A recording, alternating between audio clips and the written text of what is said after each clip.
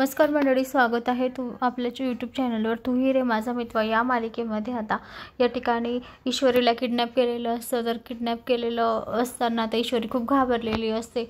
तेवढंच आता दरवाजा उघडतो तर त्या ठिकाणी त्या अर्णवची एंट्री होते। अर्णव तिथे येतो आणि म्हणतो, काय चाललंय हे, कशाला किडनॅप केलं आणि कोण आहे तुम्ही, असं अर्णव आता विचारत असतो। तेव्हा आता अर्णवला पाहून ईश्वरीला खूप आनंद होतो। ईश्वरी म्हणते, अर्णव सर तुम्ही, बरं झालं अर्णव सर तुम्ही आलात, बरं झालं।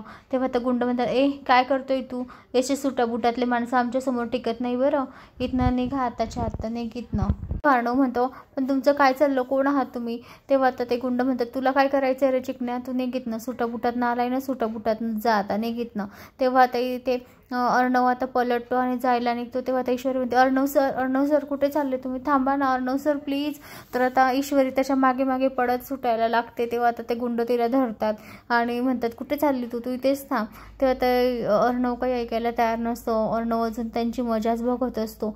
ईश्वरी म्हणते, अर्णव सर प्लीज मला सोडून जाऊ नका, प्लीज अर्णव सर ऐका माझं, मला सोडून जाऊ नका, अशी विनवणी करत असते।